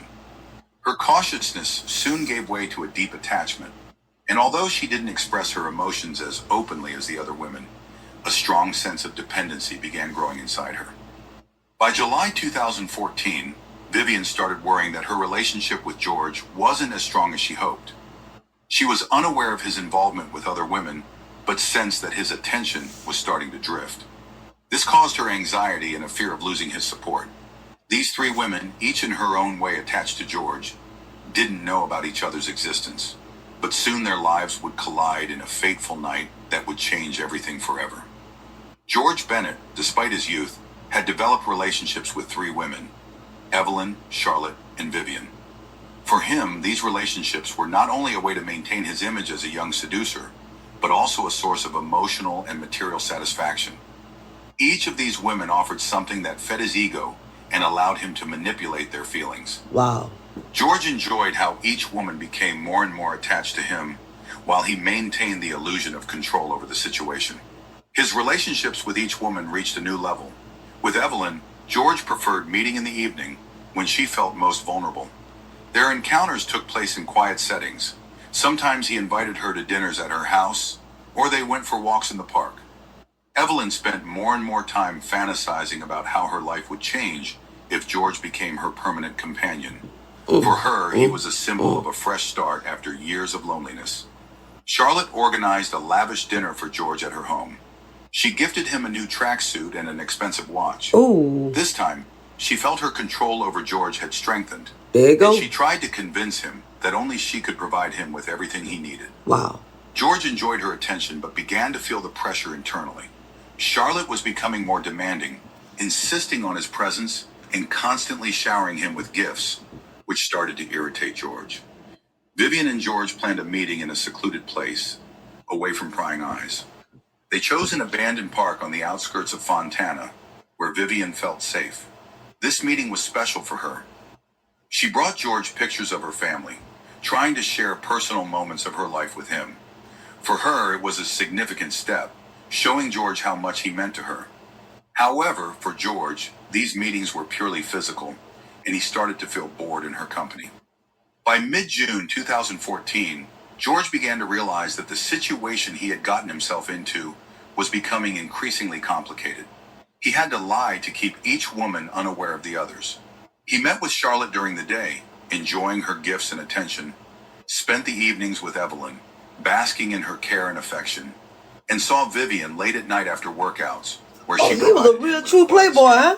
Charlotte started to suspect that George wasn't giving his whole day was a real true playboy. His texts were becoming shorter and his calls were less frequent. Her jealousy intensified, and she decided to show up unexpectedly at the gym to see what George was doing after work. As she approached the gym, she saw George leaving the building with another woman, but from a distance, she couldn't make out who it was. This event was her first red flag that her relationship with George might be in danger. Vivian, also feeling anxious, suggested spending a weekend away with George. She rented a cabin in the woods, but George declined the offer, claiming he was too busy with work. Vivian felt disappointed but didn't push, which only deepened her insecurity about their relationship. Wow. Late June 2014, the tension was growing. George was on edge, balancing between three women, each of whom was beginning to suspect something was wrong. Evelyn noticed that George had become distracted and spent less time with her. Charlotte was increasingly demanding his attention, while Vivian avoided asking direct questions, fearing she would lose him. They all sensed something was off but couldn't piece together the full picture yet. By early July, the situation reached a boiling point. George, confident in his ability to manipulate each woman, didn't realize that his actions were creating a web of lies that was about to unravel. In early July 2014, few in the small community of Fontana knew about the past friendship between Evelyn Robinson and Charlotte Hunter. These two women, once close friends, had shared many moments in life. And he was messing with friends? They worked together at a local charity in the early 1990s, regularly attended social events, and supported each other during tough times. However, in 2001, a major conflict, fueled by misunderstanding and jealousy, caused them to stop speaking to each other. Evelyn and Charlotte accidentally ran into each other at one of the charity events they both continued to attend despite their old rivalry. They exchanged cold looks, but neither attempted to start a conversation. Old women now. No one in their shared social circle knew the reason for their feud, and both Evelyn and Charlotte preferred to keep silent about the past. Despite their public indifference, old emotions began to resurface, especially when both women started showing interest in George. That evening, unaware of George's connection with Evelyn, Charlotte invited him to another dinner. They spent the evening at her home, where They thought surgery was the only way to fix this, until this happened. This $60 military... where Charlotte again showered George with expensive gifts. She felt in control of the situation, but a few days later, she heard from mutual acquaintances that Evelyn had been mentioning George more frequently in her conversations. There you go. This made Charlotte wonder if George's attention was divided. In June 2014, Charlotte's suspicions grew stronger after she overheard Evelyn discussing her meetings with a young trainer at a party organized by a local social group. During the conversation, Evelyn mentioned how George helped her at the gym and how much attention he gave her. These words deeply unsettled Charlotte, and jealousy began to creep in. She couldn't believe that George might be seeing her former friend behind her back. This situation made her even more determined to keep a closer eye on George's behavior. George, unaware of the complicated relationship between Evelyn and Charlotte, continued playing his double game. He met with Charlotte in the mornings, benefiting from her financial support, and spent his evenings with Evelyn, who provided him with emotional connection and care. Evelyn, in turn, began to notice that George sometimes seemed distracted or irritated during their meetings. She chalked it up to him being busy. She had no idea there was another woman in his life. July 22nd, 2014. Into this already tense atmosphere stepped another character, Ryan Smith, a 24-year-old trainer at the same gym where George worked. Ryan had long harbored feelings for Charlotte, and when he noticed George paying her a lot of attention, he started to feel jealous. Ryan began subtly interfering in George's life, trying to win Charlotte over to his side. He repeatedly offered her personal training sessions and invited her to fitness events, attempting to draw her into his orbit. One day, Ryan decided to take it a step further and asked George if he was seeing any of the clients. Confident in his ability to keep his affairs hidden, George smiled and shook his head. But the tension in their conversation left a sense of underlying rivalry. Ryan began plotting ways to ruin George's relationship with Charlotte, secretly hoping that if George made a mistake, he could get closer to her. Ryan noticed that George had started to become nervous at work, which gave him confidence that something was going on in George's life. Seizing the opportunity, Ryan intensified his offers of help to Charlotte, adding to the tension around George. These actions gradually heightened the competition between the two. The strained relationships between Evelyn, Charlotte, and George reached a new level. Evelyn increasingly noticed that George was slower to respond to her calls and texts, while Charlotte was becoming more controlling and jealous. Their hidden conflict was escalating, but neither of them realized yet that George was manipulating them both, using their affection to fulfill his own needs. Really? Now, with Ryan Smith entering George's life, an additional layer of complexity was added to this dangerous game. August 15th, 2014, 9 p.m. Evelyn Robinson, consumed by overwhelming suspicions, sat in her home reflecting on the past few weeks.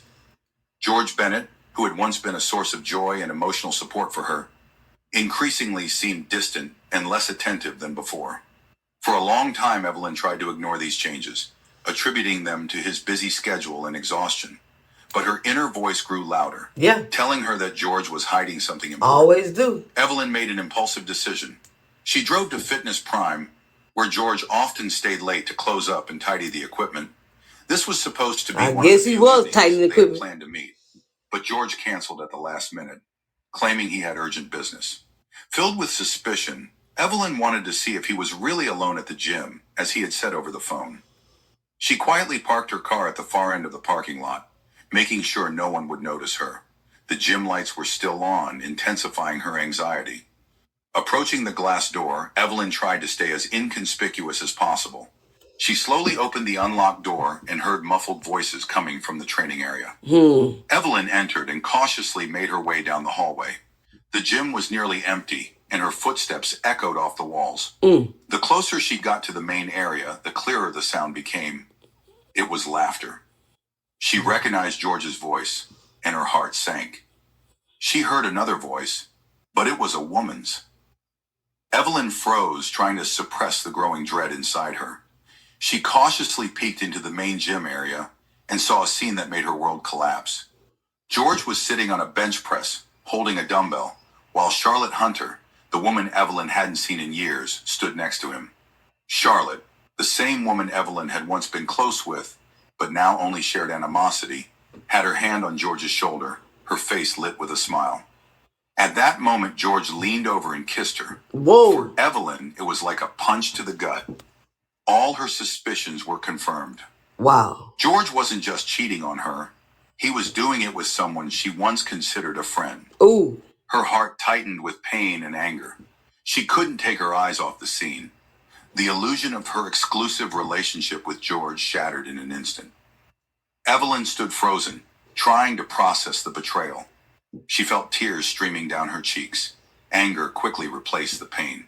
All the trust, all the emotions she had for George, now turned into an obsessive desire to uncover the full truth. In her mind, she began forming plans for revenge, but first she needed to know everything.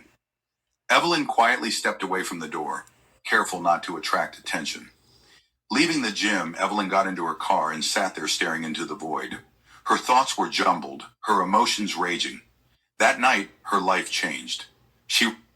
The $39 security camera taking U.S. homes by storm. This brand new subscription-free mini... She resolved to find out what George had been hiding from her and how deep his lies went. Her mind was already forming a plan. She wasn't going to silently endure this betrayal. From that moment on, Evelyn became obsessed with exposing George and reclaiming her dignity. Early August 2014. Despite his young age and outwardly successful career at the gym, George Bennett had always hidden a dark side, one that no one in Fontana suspected. From a young age, he had been surrounded by dangerous people, and his youth had been marked by mistakes he desperately tried to forget after moving to a new town. However, his past was beginning to catch up with him at the worst possible moment. One ordinary workday, George noticed a stranger in the gym who seemed to be watching him. The man wasn't working out, but stood by the entrance, studying George with a cold gaze. George tried to ignore him, but a growing sense of unease began to build. When he approached the stranger to ask if he needed help, the man silently handed him a note and quickly left. The note contained only one word: meet, and an address on the outskirts of town.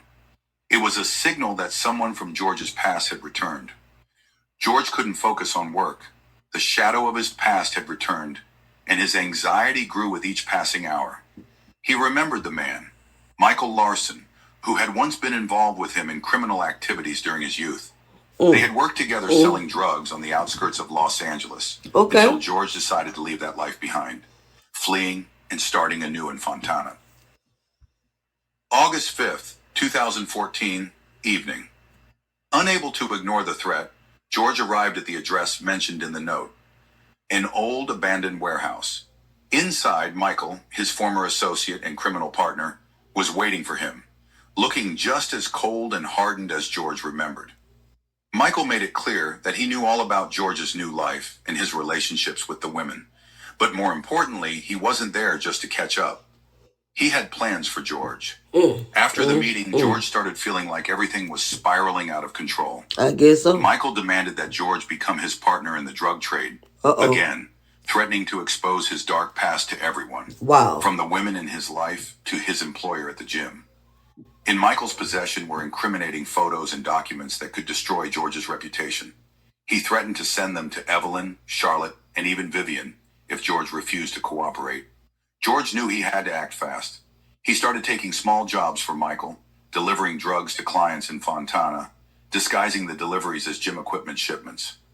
Outwardly, he appeared calm, but inside, fear of being exposed consumed him. He began avoiding the gym and distancing himself from the women, afraid they would notice his tension and start asking questions. Tension mounted. George began making mistakes, putting both his life and his relationships with the women at risk. Yeah. His behavior became increasingly erratic. He avoided direct conversations with Evelyn, Charlotte, and Vivian, constantly postponing meetings or making excuses about being tired. With his renewed involvement with Michael, George was losing control over his life. He knew that his past could destroy not only him, but everyone close to him. He started to suspect that Michael wouldn't stop at blackmail and would eventually expose everything if George didn't comply with his demands. At the same time, the fear of being found out made him act even more secretive, which started to raise suspicions among the women. I think it would have been better for him to just go ahead and be exposed instead of selling drugs, and possibly getting caught and going to jail. He just should have just got exposed to the women, and then it just would have been over with the women, or the women could have still, been involved with him. I think that's better than selling drugs. Tell me what y'all think. Escalated the pressure, threatening that if George didn't complete the next drug delivery, he would begin distributing the compromising materials. It was at this moment that George realized his life was once again in mortal danger, and his attempts to escape the past had failed. I really want to surprise him on our wedding day. And he has no idea that I'm getting. August 16th, 2014, morning. Evelyn Robinson could no longer tolerate the uncertainty in her relationship with George. After discovering his involvement with Charlotte, her thoughts were in turmoil. She felt betrayed. But what troubled her most was the question, was she the only one he had used this way? The internal tension reached a breaking point. Evelyn decided it was time to get to the bottom of things and force George to explain himself. Evelyn called George, inviting him to her home under the pretense of needing to discuss something important. George, feeling his world collapsing under the weight of growing threats and secret affairs, agreed to the meeting. Inside, he was already preparing for the truth to come out. When George arrived at Evelyn's home, the atmosphere was thick. Okay, listen, y'all. I thank y'all for hanging out with me. This is the Ella Gray Being Random podcast.